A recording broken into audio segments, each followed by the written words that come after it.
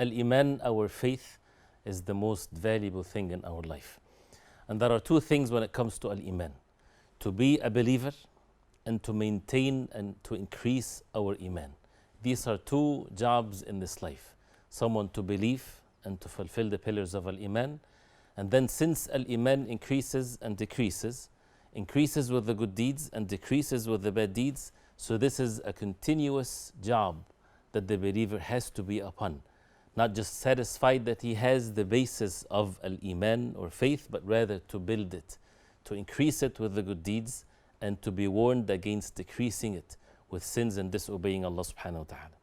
And one of the things that increases the Iman after fulfilling the obligations and staying away from haram is the dhikr of Allah subhanahu wa ta'ala, is the remembrance of Allah subhanahu wa ta'ala, as Allah subhanahu wa ta'ala praised the believers when He said, إِنَّمَا الْمُؤْمِنُونَ الَّذِينَ إِذَا ذُكِرَ اللَّهُ وَجِلَتْ قُلُوبُهُم وَإِذَا تُلِيَتْ عَلَيْهِمْ آيَاتُهُ زَادَتْهُمْ إِيمَانًا وَعَلَى رَبِّهِمْ يَتَوَكَّلُونَ. The verses.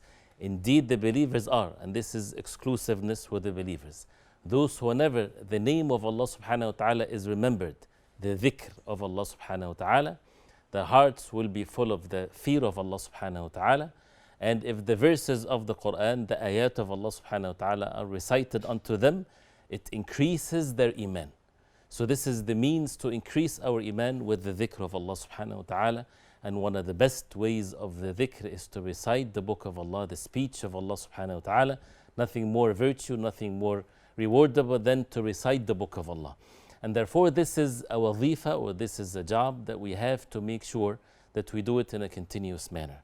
Our salah is dhikr, our dhikr of Allah subhanahu wa ta'ala with our hearts and our speech. And this is something that we need to learn how to establish. But the relationship between a dhikr, remembrance of Allah, and the core of the belief, which is Al-Iman, is such a crucial and an important thing for us to understand and to comprehend. It's not just an external act of worship or something that is branch of the religion. It has its effect to the core of the religion by increasing the Iman with the dhikr, and to be warned against the opposite of it, as it's also something that we need to discuss. Al-Iman is the most valuable thing. It's the condition for a person to enter the Jannah of Allah subhanahu wa ta'ala. It's the most beautiful thing in this life that Allah subhanahu wa ta'ala created us to worship Him alone.